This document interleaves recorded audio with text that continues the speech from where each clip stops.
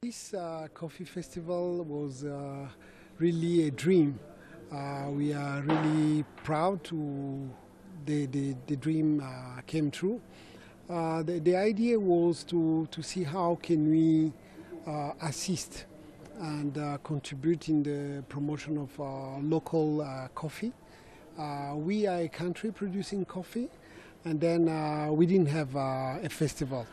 This festival aims to educate our people, to engage with the market, the industry, and also to innovate. That was the big idea behind the coffee festival, and we were very lucky to partner with NAEB and some of the key players in the coffee industry.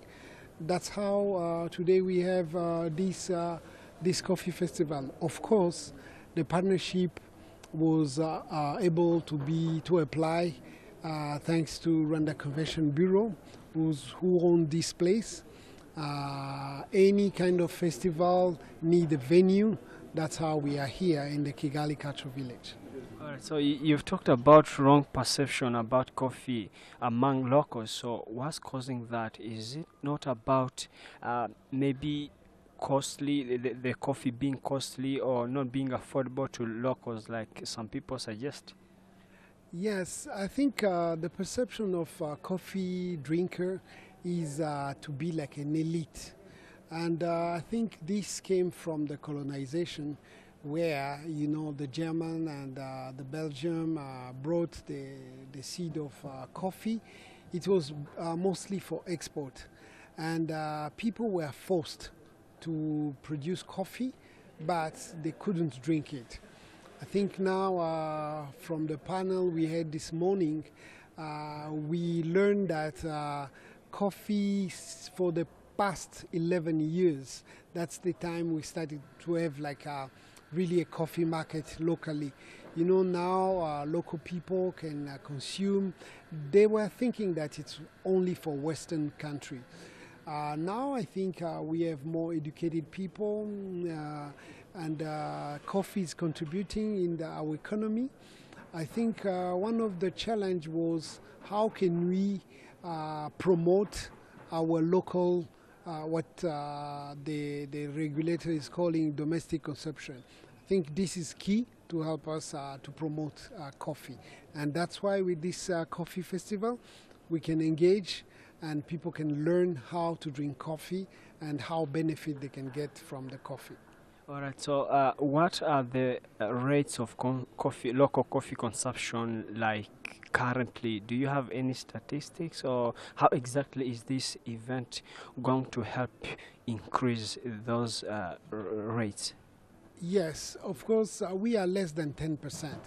More than 90% of the production of coffee, if I'm not wrong, is going for export. So I think there is a huge room of improvement. And that's how this kind of event is helping people to learn how to appreciate our coffee. And I think if we are able to appreciate beer coming from abroad, if we are now drinking wine in Rwanda, why not drinking our own coffee? And that's the challenge we are facing, and how the coffee industry can listen to the market and the market to learn from the coffee industry. And I think it's a win-win situation. So you've told me about your involvement in coffee promotion of promotion of Rwandan coffee in the past years. So could you kind of make a comparison between Rwandan coffee and other countries' coffee outside the country? Yes, to be honest, it was a passion. You know, more than 10 years, I discovered, living abroad, I discovered that coffee was a key element of our economy. I didn't know about it, and then I went through, first of all, to learn. I visit Rutiro, the Kivu Belt side. I went to washing station. I did some cupping. I think I have no comparison. When I see countries like Ethiopia, when I was based in Europe, I used to see Ethiopian very proud of the coffee, because this beverage is basically from Africa. And I was the kind of lost. For me, I was thinking, as most of the people, that tea is coming from Africa, and most of our people are drinking tea. But I learned from the expert of coffee, those who taught me, and I met in my family. I met someone who made me decide to be involved in the coffee. I'm not a producer. I'm not a retailer. I love coffee myself, but the only thing we are trying with, of course, with this second rise of campaign of NAEB, we are seeing how on our level, how can we contribute to promote coffee. That's how we came up with the idea, since I spent more than 20 years doing event, and I made this suggestion to Rwanda Convention Bureau. How can we host this event in partnership with the NAEB? And so that's helping us, without any comparison with any country, to host such an event, because coffee festival, you see them in Amsterdam, in New York. These countries are not producing coffee. Why we, as a country producing coffee, we don't own a festival?